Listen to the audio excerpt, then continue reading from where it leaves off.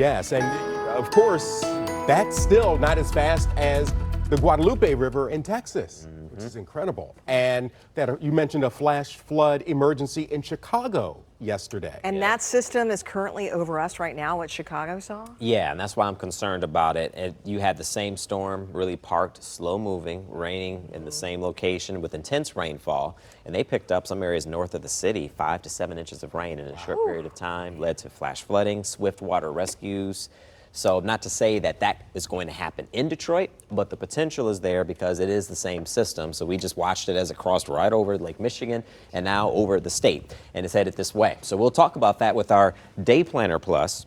You'll see the rain storms. They're in effect for today based on what we've seen so far. A few things to talk about. Showers and thunderstorms will be out there for this morning. You've probably encountered some of that, some of it heavy at times. The key here is that this is not going to change closer to lunchtime. We'll still have the heavy rainfall and the storms moving through. Temperatures stay pretty steady in the upper 60s to low 70s. They linger around through the afternoon hours, and that's what I mean. The concern is that if the same area gets hit repeatedly throughout the day, then it increases the likelihood of seeing some flooding. And these storms will be able to produce some heavy rainfall. One of the things you'll notice as well when you step out, unlike yesterday morning, the humidity is back, and that's what these storms will tap into, and the heat is going to be back as well. So when I say concerns for flooding, I'll show you what our in-house modeling is showing. This is kind of a blend.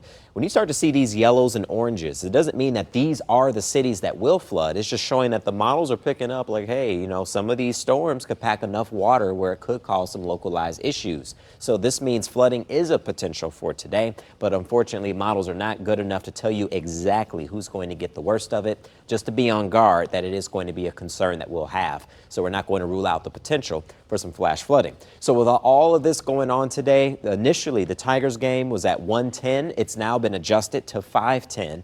And I will add, there's still a rain delay possible with the first pitch time, even though it's been moved back. But I do think they'll be able to get the game in now that they adjusted that time. And the skies will be clearing. The atmosphere will be calming down later on this evening. And that's going to set us up for a quieter day, but still a chance that we could see a pop-up or stray shower and storm Thursday and Friday. A very similar looking day is going to be on Saturday. 90 degrees to be the temp. The monkey meter spikes back into the 70s, therefore our lows.